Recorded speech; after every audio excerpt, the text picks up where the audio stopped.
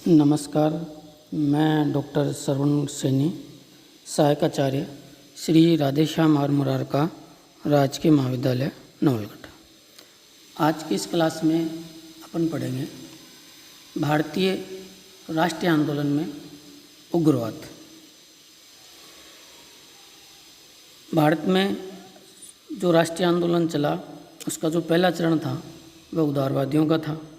1985 से 1905 तक जो राष्ट्रीय आंदोलन का पहला चरण था उसे उदारवादी आंदोलन के नाम से जाना जाता है।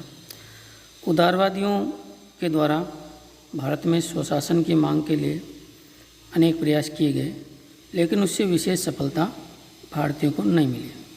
न तो भारतीयों को स्वशासन का अधिकार मिला, न ही अंग्रेज़ों की दमनकारी नीतियाँ बंद हुई और न ही भारतीयों का आर्थिक शोषण रुका, जिसके परिणामस्वरूप भारतीयों से जो उदार राष्ट्रवाद से उदारवादी विचारधारा से मोहभंग है वो हो गया और तिलक, लाला लाजपत राय, विपिन चंद्र पाल जैसे नेताओं का एक ऐसा समूह उभर कर आया जो उदारवादियों की विचारधारा से पूरी तरह से असहमत था। इन नेताओं के समूह को ही उग्रवादी नेता है वो कहा गया। इन नेताओं के अनुसार पूर्ण स्वतंत्रता की प्राप्ति के लिए व्यापक जन आंदोलन चलाना होगा और जन आंदोलन के द्वारा ब्रिटिश सरकार पर दबाव डालकर भारत को स्वतंत्र कराना होगा। इसी विचारधारा को भारत के राष्ट्रीय आंदोलन के इतिहास में उग्र राष्ट्रीयता कहा जाता है और उग्र राष्ट्रीयता का जो काल है 1906 से 1919 तक का जो समय है उसे उग्र राष्ट्रीयता का युग भी कहा जाता है और यही भारत के राष्ट्रीय आंदोलन का दूसरा चरण था। ये जो तीन नेता थे जिन्हें संक्षेप में लाल बाल पाल के नाम से जाना जाता है, ये तीनों नेता उदारवादियों की विचारधारा और कार्यप्रणाली से बिल्कुल भी संतुष्ट नहीं थे। ये तीनों नेता उदारवादियों की तरह ब्रिटिश शासन को भारत के लिए वरदान नहीं मानते थे, बल्कि ये ब्रिटिश शासन को भारत के लिए एक अभिशाप के तौर पर वो देखते थे और इनका यह मानना था कि जब तक अंग्रेज़ों पर कोई दबाव नहीं पड़ेगा तब तक वो भारतीयों की मांगों को स्वीकार नहीं करेंगे। इसलिए अंग्रेज़ों पर दबाव डालने के लिए व्यापक जन आंदोलन चलाना पड़ेगा। ये जो अचानक भारत में उग्र राष्ट्रवाद का जो उदय हुआ, ये क्यों हुआ? उग्र राष्ट्रीयता का वो जो उदय है वो कोई एक आकस्मिक घटना नहीं थी, बल्कि यह अनेक घटनाओं और परिस्थितियों का सामूहिक परिणाम थी। वो कौन सी ऐसी परिस्थितियाँ थी, घटनाएं थी जिनके कारण भारतीय लोग उदारवादी विचारधारा को छोड़कर उग्रवाद की ओर आकृष्ट हुए, उन्हें भी जानना आवश्यक है। इसलिए अब अपन चर्चा करेंगे भारत में उग्र राष्ट्रीयता के उदय के कारणों पर। तो आइए अब चर्चा करते हैं, जानते हैं भारत में उग्र राष्ट्रीयता के उदय के कारणों। भारत में उग्रवाद के उदय के लिए कई कारणों को उत्तरदायी माना जाता है, जिनमें पहला कारण था उदारवादियों की अंग्रेज़ों के द्वारा उपेक्षा करना। उदारवादियों ने संवैधानिक साधनों के द्वारा ब्रिटिश सरकार के समक्ष अनेक क्रमिक सुधारों की मांग रखी, स्वशासन की मांग रखी, लेकिन उनके द्वारा जो संवैधानिक साधन अपनाए गए थे उन साधनों से अंग्रेज़ों पर कोई प्रभाव नहीं पड़ा, जिसके कारण उदारवादी विचारधारा की विफलता है जग जाहिर है वो हो गई और अंग्रेज़ निरंतर उदारवादियों की उपेक्षा करते रहे, जिसके परिणाम स्वरूप भारतीय लोगों में से, नेताओं में से उदारवादी विचारधारा के प्रति मोहभंग है वो हो गया और लोग उग्रवाद की ओर आकृष्ट है वो हुए। उग्रवाद के उदय का जो दूसरा कारण माना जाता है वो है प्राकृतिक प्रकोप। 19वीं शताब्दी के उत्तरार्ध में भारत में अनेक प्राकृतिक आपदाएं आईं, जैसे अकाल, महामारियाँ, प्लेग जैसी महामारी आई जिसमें लाखों लोग मारे गए और ब्रिटिश सरकार ने इन परिस्थितियों को निपटने के लिए कोई समुचित प्रबंध नहीं किए और जो प्रबंध किए वो प्रबंध भी अमानवीय थे। जैसे पूना में भयंकर जो प्लेग फैला, उस प्लेग से निपटने के लिए अंग्रेज़ों ने अमानवीय तरीकों को है वो अपनाया, जिसके परिणाम स्वरूप भारतीय लोगों में जो है ब्रिटिश सरकार के विरुद्ध असंतोष उत्पन्न हुआ और इस असंतोष के परिणाम स्वरूप भारतीय लोग जो हैं वो उग्रवाद की ओर आकृष्ट है वो हुए। उग्रवाद के उदय का जो अगला कारण है वो माना जाता है आर्थिक असंतोष। अंग्रेज़ों का प्रारंभ से ही अंग्रेज़ों की जो आर्थिक नीतियाँ थीं वो सही नहीं थी। अंग्रेज़ केवल ब्रिटिश सामान को यहाँ बेचना चाहते थे, भारत को एक मंडी के रूप में देखते थे, जिसके परिणाम स्वरूप जो भारत के घरेलू उद्योग धंधे थे वो बंद हो गए। उनकी गलत आर्थिक और कृषि नीतियों के कारण जो भारत की कृषि व्यवस्था थी वो चौपट हो गई, जिसके परिणाम स्वरूप भारत में बेरोजगारी फैल गई, गरीबी फैल गई और भूखमरी, जनता भूखमरी की शिकार है वो हो गई। ये जो इन घटनाओं के कारण जो भारतीयों में आर्थिक असंतोष उत्पन्न हुआ और उसके परिणाम भी भारतीय लोग हैं जो हैं वो उग्रवाद की ओर आकृष्ट है वो हुए। उग्रवाद के उदय का जो अगला कारण माना जाता है वह है भारतीयों पर विदेशी घटनाओं का प्रभाव। प्राय 19वीं शताब्दी के अंतिम समय तक अंग्रेज़ों को गोरी प्रजाति को पूरी दुनिया में अजेय माना जाता था। भारतीय भी मानते थे कि अंग्रेज़ों को हराना आसान नहीं है, लेकिन उस दौरान कुछ विदेशों में ऐसी घटनाएं घटी जिसमें ये हुआ कि गोरी जाति के लोगों को काली जाति या अन्य जाति के लोगों ने पराजित किया। जैसे इथोपिया ने इटली को पराजित किया, जापान ने रूस जैसे बड़े देश को पराजित किया। तो इन घटनाओं ने यह साबित कर दिया कि गोरी जाति के लोग अजेय नहीं हैं, संगठित प्रयासों से उनको भी हराया जा सकता है, उनको भी झुकने के लिए बाध्य किया जा सकता है। तो जो विदेशी घटनाएं घटी इनसे भी भारतीयों में आत्मविश्वास उत्पन्न है वो हुआ। उनको लगा कि संगठित प्रयासों से हम भी अंग्रेज़ों को झुकने के लिए बाध्य कर सकते हैं। उग्रवाद के उदय का जो अगला कारण माना जाता है वह है भारतीयों के प्रति अंग्रेज़ों का दुर्व्यवहार। अंग्रेज़ भारत में भी भारतीयों के साथ दुर्व्यवहार करते थे, अपमानजनक व्यवहार करते थे और अंग्रेज़ों के जहाँ जहाँ उपनिवेश थे वहाँ भी भारतीयों के साथ अपमानजनक व्यवहार होता था, दुर्व्यवहार होता था। अंग्रेज़ भारतीयों को काला आदमी कहकर उसका उपहास है वो उड़ाया करते, जिसके कारण भारतीयों में अंग्रेज़ों के प्रति असंतोष जो है वो चरम पर पहुंचा। अगला जो कारण माना जाता है उग्रवाद के उदय का वह है लाल, बाल और पाल का नेतृत्व।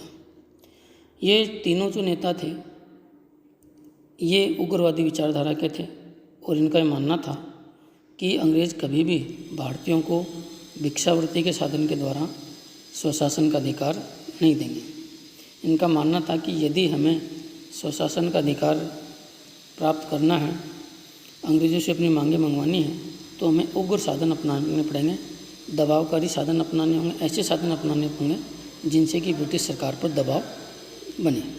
इसीलिए इन नेताओं का भी बहुत बड़ा प्रभाव था कि राष्ट्रीय आंदोलन पर इन नेताओं का नेतृत्व जो आया उसके परिणामस्वरूप उग्रवादी प्रवृत्तियां भारत में बलवती हैं वो हुई। तिलक जो है वो उदारवादियों के साधनों को राजनीतिक भिक्षावृत्ति की संज्ञा दिया करते थे और उनका मानना था कि स्वतंत्रता जो है वो कोई भिक्षा नहीं है बल्कि हमारा अधिकार है और वो उसके लिए हमें लड़ना होगा। जैसा कि तिलक का प्रसिद्ध कथन है कि स्वतंत्रता मेरा जन्मसिद्ध अधिकार है और मैं उसको लेकर रहूँगा। उग्रवाद के उदय के लिए जो अगला कारण उत्तरदायी माना जाता है वह है लॉर्ड कर्जन की दमनकारी नीतियाँ। लॉर्ड कर्जन 1898 से 1905 तक भारत का गवर्नर रहा और लॉर्ड कर्जन की जो नीतियाँ थीं वो भेदभावपूर्ण थी, दमनकारी नीति थी, जिसके परिणाम स्वरूप भी भारत में जो है ब्रिटिश शासन के विरुद्ध असंतोष जो है वो चरम पर है वो पहुँचा। उग्रवाद के उदय का एक और जो बड़ा कारण माना जाता है वो होता है बंगाल विभाजन। लॉर्ड कर्जन ने भारत के राष्ट्रीय आंदोलन को कुचलने के लिए भारतीय लोगों में फूट डालने के उद्देश्य से प्रशासनिक सुविधा का बहाना बनाकर बंगाल का विभाजन कर दिया। और बंगाल विभाजन का जो उद्देश्य जो मैंने आपको बताया वो केवल राष्ट्रीय आंदोलन कमज़ोर करना था, भारतीयों को धर्म के आधार पर विभाजित करना था। भारतीय लोग इस बात को समझ गए और बंगाल विभाजन का पूरे देश में तीव्र विरोध है वो हुआ। तो ये ऐसा घटनाक्रम था जिसके परिणाम स्वरूप भारत में उग्रवाद की जो प्रवृत्तियाँ हैं वो बलवती हुई और भारत में जो 1905 के बाद जो है इन्हीं जो उग्र साधनों का प्रयोग है वो भारत में किया गया। अब आगे अपन चर्चा करते हैं कि जो राष्ट्रीय आंदोलन का ये जो दूसरा चरण था, इस चरण के अंतर्गत या उग्रवादियों ने कौन कौन से साधन अपने लक्ष्य की प्राप्ति के लिए है वो काम में लिए। उग्रवादियों का एकमात्र लक्ष्य था स्वशासन का अधिकार प्राप्त करना, भारत को आज़ादी दिलाना। लेकिन इस लक्ष्य की प्राप्ति के जो उदारवादी के साधन थे उन साधनों से सहमत नहीं थे। इसलिए उग्रवादियों ने अपने राजनीतिक लक्ष्य स्वशासन की प्राप्ति के लिए अपने नए साधनों का प्रयोग किया। उनके साधन थे स्वदेशी, बहिष्कार, राष्ट्रीय शिक्षा और निष्क्रिय प्रतिरोध। उदारवादियों का पहला साधन था स्वदेशी। स्वदेशी का अर्थ होता है स्वदेश में निर्मित वस्तुओं का प्रयोग किया जाए। स्वदेशी जो था का विचार भारत में बहुत पहले से चल रहा था, लेकिन यह केवल एक विचारधारा मात्र थी। लेकिन उग्रवादियों ने स्वदेशी को स्वराज्य प्राप्ति के लिए एक साधन के रूप में इसका प्रयोग है वो किया। उग्रवादियों के अनुसार स्वदेशी के प्रयोग से भारत में आर्थिक संपन्नता आएगी, लोगों को रोजगार मिलेगा और इसके साथ ही से इस साधन के प्रयोग से ब्रिटेन के आर्थिक हितों पर चोट भी है वो पहुंचेगी। जब भारतीय लोग केवल भारत में निर्मित सामान का उपयोग करेंगे, जिसके परिणामस्वरूप ब्रिटेन से आने वाले सामान की बिक्री कम हो जाएगी, जिससे ब्रिटेन को आर्थिक नुकसान होगा और ब्रिटेन को नुकसान होगा तो वो ब्रिटेन भारतीयों की बात को मानने के लिए बाध्य होगा। दूसरा साधन जो था उग्रवादियों का वह था बहिष्कार। बहिष्कार भी उग्रवादियों का एक महत्वपूर्ण साधन था, जिसमें ब्रिटेन से आने वाले सामान का बहिष्कार भी होना था और ब्रिटिश शासन का बहिष्कार भी है वो होना था। यानी ब्रिटिश सामान का भी बहिष्कार किया जाए और ब्रिटिश शासन का बहिष्कार भी है वो किया जाए। ब्रिटिश सरकार के प्रति असहयोग की नीति अपनाई जानी चाहिए। उनकी उपाधियों का बहिष्कार किया जाए। सभी सरकारी कार्यालयों का बहिष्कार है वो किया जाए। तिलक का यह कहना था कि मुट्ठी भर अंग्रेज हमारे सहयोग से ही हम पर शासन करते हैं। यदि हम उनका बहिष्कार कर देंगे, सहयोग करना बंद कर देंगे, तो अंग्रेज एक दिन भी भारत पर शासन नहीं कर सकते। इसलिए बहिष्कार जो है वो हमारे पास एक शक्तिशाली साधन है, जिसके द्वारा हम ब्रिटिश सरकार पर दबाव डालकर अपनी मांगों को पूरा करवा सकते हैं। अगला साधन था उग्रवादियों का वह था राष्ट्रीय शिक्षा। अंग्रेज़ों ने भारत में जो शिक्षा प्रणाली प्रारंभ की वह शिक्षा प्रणाली राष्ट्रीय नहीं थी। उस शिक्षा प्रणाली के द्वारा अंग्रेज केवल अपने गुलाम तैयार कर रहे थे। इसलिए तिलक ने इस आवश्यकता को महसूस किया कि भारत में नई शिक्षा प्रणाली प्रारंभ की जानी चाहिए, जिस शिक्षा प्रणाली का पाठ्यक्रम पूरी तरह से भारतीय हो और राष्ट्रीय आवश्यकताओं के अनुरूप हो। इसलिए उन्होंने भारतीयों के लिए एक नई शिक्षा प्रणाली का प्रारंभ किया और उसी शिक्षा प्रणाली को राष्ट्रीय शिक्षा वो कहा जाता है। ये राष्ट्रीय शिक्षा जो थी, इसका पाठ्यक्रम पूरी तरह से भारतीय था। ये राष्ट्रीय आवश्यकताओं के अनुरूप थी और इसमें पढ़ाने वाले शिक्षक भी है वो भारतीय होते थे। और तिलक का मानना था कि इस राष्ट्रीय शिक्षा से पढ़कर जो युवा निकलेगा वह राष्ट्रीय आंदोलन में अपनी महत्वपूर्ण भूमिका का निर्वाह वो करेगा। उग्रवादियों का अगला जो साधन था वो था निष्क्रिय प्रतिरोध। उग्रवादी ये चाहते थे कि भारतीय नागरिक ब्रिटिश शासन का बिल्कुल भी सहयोग न करें और यदि वे हर प्रकार से ब्रिटिश शासन का असहयोग करेंगे तो इससे किसी कानून का उल्लंघन भी नहीं होगा और ब्रिटिश सरकार पर दबाव बनेगा और वो भारतीयों की मांगों को मानने के लिए बाध्य होगी। तो इस प्रकार ये उग्रवादियों के साधन थे। ये एक ऐसे साधन थे जिनके प्रयोग से किसी भी कानून का उल्लंघन नहीं होता था और इनके प्रयोग से ब्रिटेन पर पर्याप्त दबाव भी पड़ता था। इसलिए इन्हें उग्र संवैधानिक साधन भी है वो इन साधनों को कहा जाता है। इन साधनों का राष्ट्रीय आंदोलन के दूसरे चरण में व्यापक पैमाने पर प्रयोग हुआ। लोग स्वदेशी को अपनाने लगे, ब्रिटिश सामान का बहिष्कार होने लगा और राष्ट्रीय शिक्षा के तहत पूरे देश में स्कूलें कॉलेजें खोली गई और विद्यार्थियों ने अंग्रेजी शिक्षण संस्थाओं का त्याग कर भारतीय राष्ट्रीय शिक्षा की शिक्षण संस्थाओं में प्रवेश है वो लिया। तो 1919 तक ये जो उग्रवाद की जो प्रवृत्ति है वो भारतीय राष्ट्रीय आंदोलन पर हावी रही। तिलक ने इस उग्रवादी राष्ट्रीयता की जो पूरी जो धारा चली उसका तिलक ने नेतृत्व प्रदान है वो किया। अब आगे अपन चर्चा करते हैं कि भारतीय राष्ट्रीय आंदोलन की जो दो प्रवृत्तियाँ थीं, उग्रवादी और उदारवादी, इन दोनों विचारधाराओं में मुख्य अंतर जो है वो क्या था वो यहाँ जानना है वो आवश्यक है। तो आइए अब अपन चर्चा करते हैं उग्रवादी और उदारवादी विचारधारा में प्रमुख अंतर। दोनों विचारधाराओं का जो पहला अंतर था वो ये था कि उदारवादियों का अंग्रेज़ों की न्यायप्रियता में पूर्ण विश्वास था। उनका मानना था कि ब्रिटिश शासन भारत के लिए एक वरदान की तरह है, जबकि उग्रवादी जो थे वो उससे संतुष्ट नहीं थे। उग्रवादी जो हैं वो ब्रिटिश शासन को भारत के लिए न तो वरदान मानते थे और न ही उग्रवादियों का अंग्रेज़ों की न्यायप्रियता में विश्वास था। अगला जो अंतर था उग्रवादियों में और उदारवादियों में वो था इनके लक्ष्य का।